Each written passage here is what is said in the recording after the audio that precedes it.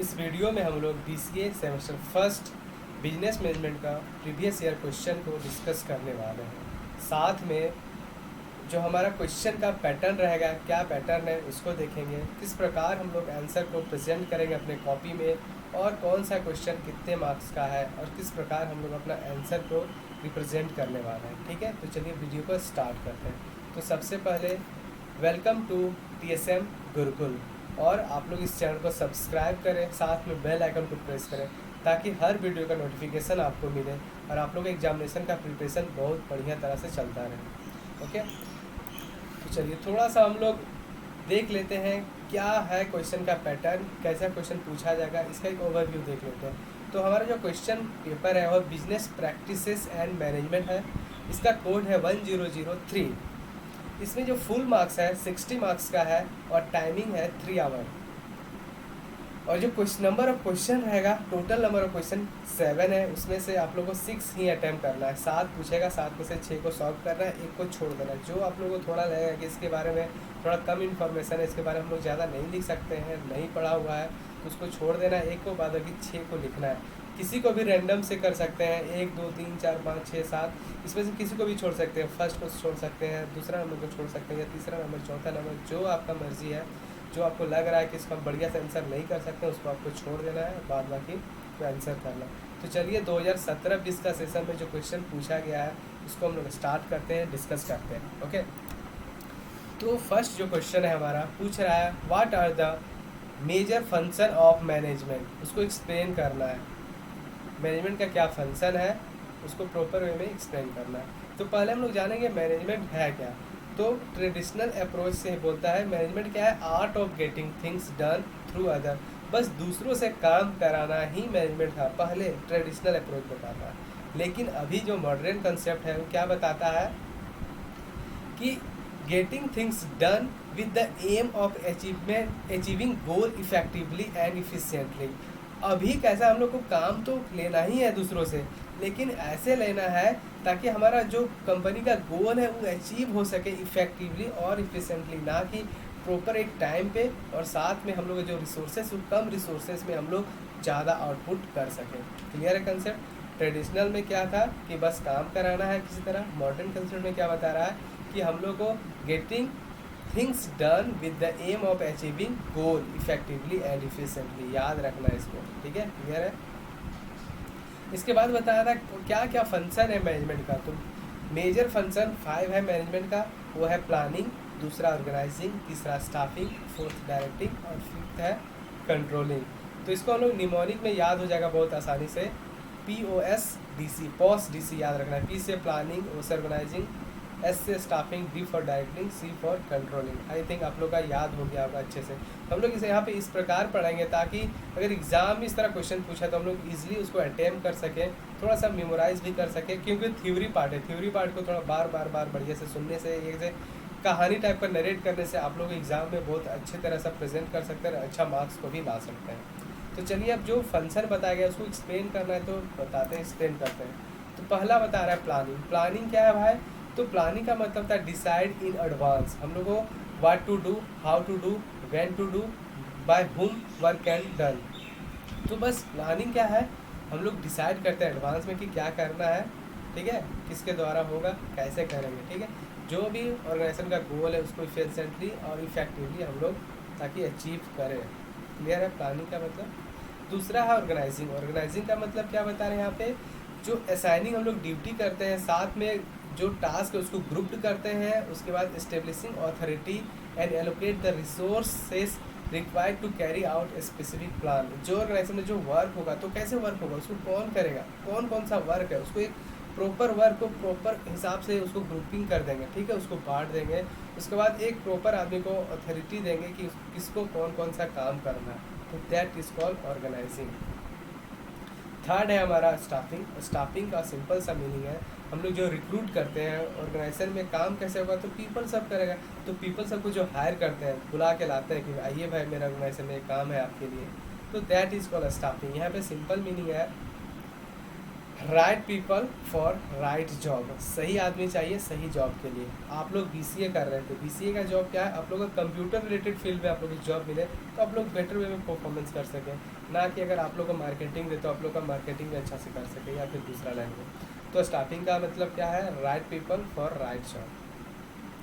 Fourth है हमारा directing. Directing का मतलब है यहाँ पे हर ऑर्गेनाइजेशन में बहुत सारा एम्प्लॉय सब रहता है, एम्प्लॉय सबका परफॉर्मेंस क्या होता है, इंक्रीज डिक्रीज करते रहता है। तो परफॉर्मेंस हमेशा इंक्रीज करने क्या करना रहता है, बीच बीच में हम लोग को उसको लीडिंग करना पड़ता है, इन्फ्लुएंस करना पड़ता है, मोटिवेट करेंगे ताकि वो लोग मोटिवेट होकर काम को बहुत तेज़ी से करें, अच्छे से करें और एक इफेक्टिव वे में करें, एफिशिएंट वे में करें। ठीक है, डायरेक्टिंग का मीनिंग कब क्लियर है कि हम लोग लीड करते हैं, इन्फ्लुएंस करते हैं, मोटिवेट करते हैं एम्प्लॉय को ताकि परफॉर्मेंस अच्छा करें, वो लोग इंक्रीज करें अपना परफॉर्मेंस को। और फिफ्थ पॉइंट है कंट्रोलिंग। कंट्रोलिंग का मतलब क्या है, यहाँ पे जो हम लोग प्लान कर रहे हैं किए हैं कि हम लोग कुछ प्लान किए हैं और अकॉर्डिंग टू हम लोग प्लान चल रहे हैं, अगर नहीं चल रहा है तो क्या रीज़न है उसको फाइंड करना, that is called controlling. Controlling का मतलब जो बर्बादी है उसको बर्बादी नहीं करना है भाई, हम लोग जो सोच रहे हैं अपना सोच के हिसाब से चलें। तो यहाँ पे बता रहा है क्या कि major performance measurement and follow of the action that keep the actual performance on the path of the plan. जो एक्चुअल परफॉर्मेंस है, जो हमारा प्लान किए हैं, क्या वो लोग सही में चल रहा है, नहीं चल रहा है तो क्या रीज़न है, इसको चेक करना है, that is called controlling. Clear है पांचों पॉइंट? तो आप लोग कमेंट करके बताएं कौन कौन सा मेजर फंक्शन है मैनेजमेंट का। क्वेश्चन 2 पूछ रहा है, explain the meaning and type of planning. अभी प्लानिंग के बारे में बताया कि प्लानिंग क्या है भाई, कि decide in advance what to do, why to do, when to do, from whom to do, कौन करने वाला है काम को, यहाँ पे दैट इज़ प्लानिंग। तो आप लोग ज़्यादा हम इसे यहाँ पे एक्सप्लेन नहीं करने वाले, यहाँ पे 3 बढ़िया से बहुत आसान भाषा में दिया गया है प्लानिंग के बारे में, तो आप लोग को बस थोड़ा सा रीड करना है, बहुत ईजी हो जाएगा। देखिए दूसरा में क्या बोल रहा है, thinking in advance, what is to be done, when is to be done, how it to be done and by whom it should be done, that is called planning। चलिए अब पूछा है टाइप ऑफ प्लान, उसके बाद उसको explain करना है कि कौन कौन सा टाइप है प्लानिंग का। तो हमारा पहला टाइप है ऑब्जेक्टिव।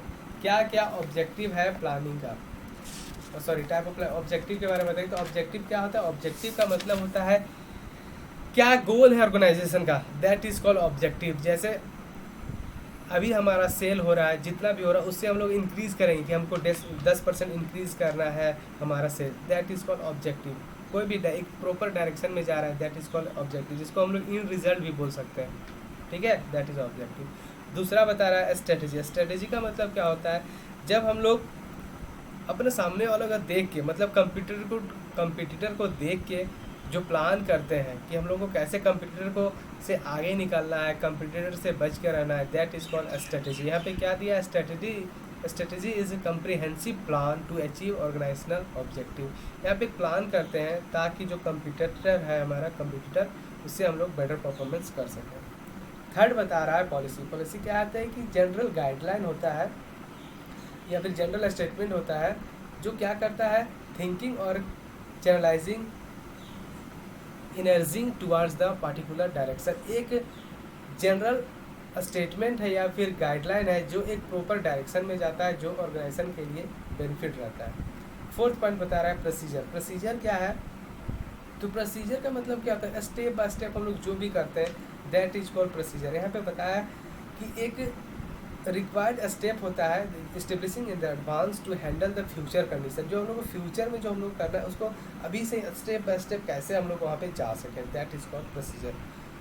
फिफ्थ पॉइंट बता रहा है मेथड्स। मेथड्स क्या है, तो मेथड का मतलब क्या है, फार्मूला है या फिर बता सकते हैं उसको एक तरीका है कि हम लोग कौन सा मैनर में हम लोग का जो टास्क है वो पूरा परफॉर्मेंस को हम लोग कर सकें, जो गोल है उसको कैसे अचीव कर सकें, that is called method. Six point बता रहा है हमारा रूल। रूल क्या है, तो रूल जो होता है सबको फॉलो करना रहता है ऑर्गेनाइजेशन में। जैसे यहाँ पे एक specific statement that inform what is to be done. ठीक है, जैसे हम लोग नो स्मोकिंग कॉलेज या फिर ऑर्गेनाइजेशन में कि कोई स्मोक नहीं करेगा ऑर्गेनाइजेशन में या फिर कॉलेज में, that is called the rule. हमारा 6 पॉइंट बता रहा है प्रोग्राम। प्रोग्राम क्या है, जो सबका कंबाइन कर रहा है, जैसे ऑब्जेक्टिव है, स्ट्रेटजी है, पॉलिसी है, प्रोसीजर है, मेथड है, रूल है, जब सबको कंबाइन करते हैं दैट इज कॉल्ड हमारा प्रोग्राम है। और लास्ट हमारा पॉइंट है बजट। बजट क्या है? एक ऐसा स्टेटमेंट है जहाँ पे हम लोग एक क्या करते हैं, एक्सप्रेस करते हैं न्यूमेरिकल फॉर्म में। हम लोग सोचते हैं कि हमारा बजट क्या हो, जैसे हर घर में बजट बनता है, हर घर में बनता है ना बाकी कितना हमारा एक्सपेंस होना चाहिए, कितना हमारा सेविंग होना चाहिए, हमारा कौन सा कहाँ पे कितना खर्चा होना चाहिए, हमारा राशन कितना आना चाहिए, ट्रेवल में कितना होना चाहिए, शॉपिंग कितना होना चाहिए, that is called the budget. ठीक है, इसके बाद नेक्स्ट है हमारा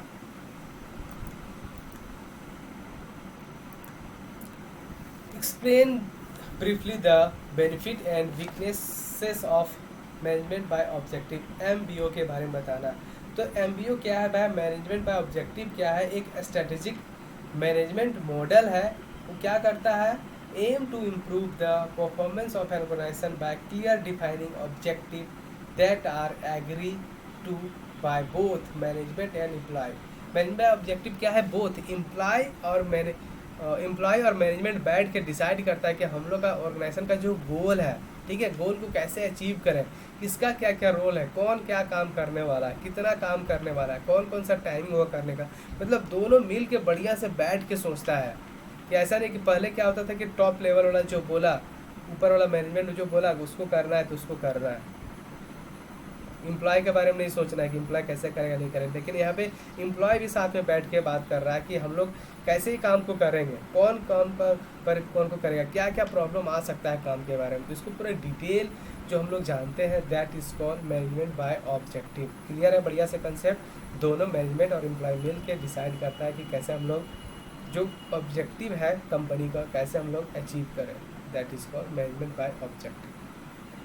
ठीक है, अब इसका बेनिफिट के बारे में बात कर रहा है। पहला बता रहा है कि इम्प्रूव द प्लानिंग, इम्प्रूव करेगा प्लानिंग। तो कैसे? अगर दोनों बोथ पार्टी मिल रहा है, एक मैनेजमेंट भी और एम्प्लॉय भी है, तो प्लानिंग तो क्या करता है? टॉप लेवल वाला कर दिया, मैनेजमेंट कर दिया प्लानिंग कि हाँ ऐसे ऐसे काम को करना है, लेकिन काम तो करेगा फिर एम्प्लॉय सब। लेकिन एम्प्लॉय सबको क्या क्या इशू हो सकता है, क्या क्या प्रॉब्लम हो सकता है, अगर बैठ के दोनों करेगा प्लानिंग तो ज़्यादा बेटर वे में करेगा।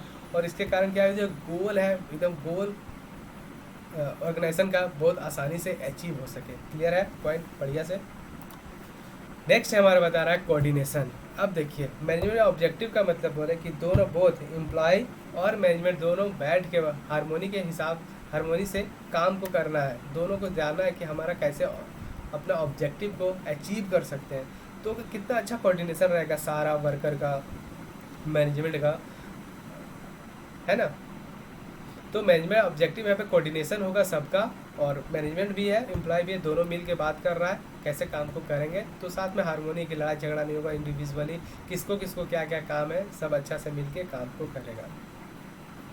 थर्ड पॉइंट बता रहा है हमारा मोटिवेशन एंड कमिटमेंट। अब यहाँ पे क्या है, मैनेजमेंट ऑब्जेक्टिव के कारण अब जो सबऑर्डिनेट है उसको तो प्रॉपर पता है कि हमको क्या करना है, कितना करना है, कौन परफॉर्मेंस किसके द्वारा होने वाला है, तो खुद अपने आप को कमिट करता है कि हम ये काम करने वाले हैं। एम्प्लॉय मैनेजमेंट बोलेगा हाँ चलो ठीक है हम ये काम करने वाले हैं। तो यहाँ पे हर काम एक प्रॉपर वे में डिवाइड है और सारा कोई कमिट कर रहा है और उसको एक दूसरे को मोटिवेट भी कर रहा है ताकि जो ऑर्गेनाइजेशन का गोल है उसको बेटर वे में अचीव कर सकता है हर कोई। ठीक है, समझ गए आप लोग। और जो भी एम्प्लॉय सबको कुछ भी इशू है तो बहुत आसानी से अब तो बैठ के दोनों बात कर रहा है, तो फीडबैक है बहुत ईजिली फीडबैक को भी प्रोवाइड कर सकता है।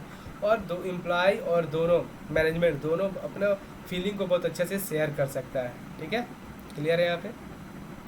फोर्थ बता रहा है एक्यूरेट अप्रीजल। अब मैनेजमेंट बाय ऑब्जेक्टिव के कारण क्या होगा, जो अप्रीजल है वो भी बहुत बेटर वे में होगा। हर इंडिविजुअल को पता है कि हमको कौन सा काम कब करना है, तो यहाँ पे ज़्यादा इशू किसी का रहेगा। परफॉर्मेंस ऑटोमेटिक मैनेजमेंट ऑब्जेक्टिव के कारण इंक्रीज करेगा, फ्यूचर में भी और आगे जाएगा। यहाँ पे मोरल रहेगा सबका पॉजिटिव रहेगा क्योंकि सबको पता है कि कौन सा काम किसके थ्रू होने वाला है। ठीक है,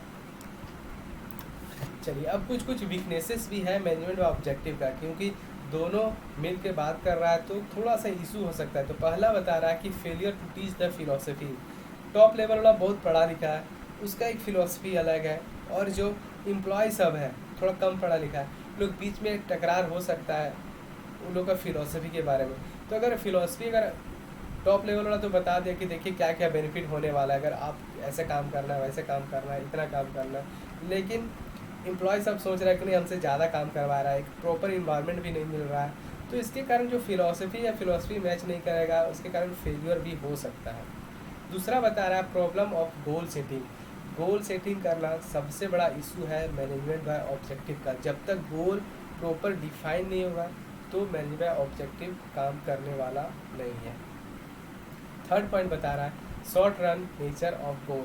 मैनेजमेंट बाय ऑब्जेक्टिव क्या क्या एक डिसाइड कर लिया कि हम लोग को साल के बीच में क्या क्या काम करना है, लेकिन काम बीच बीच में क्या होगा, गोल चेंज होते रहेगा, इसके कारण डिसमैच होगा और जो क्लियर जो गोल है वो हैम्पर करेगा और काम सही से नहीं हो सकता है। तो आप लोग को तीनों पॉइंट आई थिंक क्लियरली बढ़िया से डिफाइन हो गया और आप लोग समझ भी गए होंगे। तो चलिए इस वीडियो को देखने के लिए आपको थैंक यू, और साथ में टेलीग्राम चैनल को ज्वाइन कीजिए, वहाँ पे आपको सारा PDF मिलेगा। अगर इस वीडियो में आप लोग को कुछ लग रहा है कि और कुछ इम्प्रूव करने हैं और कुछ क्वेश्चन आप लोग के पास है तो क्वेश्चन को भी आप लोग इस व्हाट्सअप नंबर पे सेंड कीजिए, या फिर कुछ सजेशन देना है तो आप लोग व्हाट्सअप पे बता सकते हैं, ठीक है। तो चलिए वीडियो देखने के लिए thank you, have a nice day.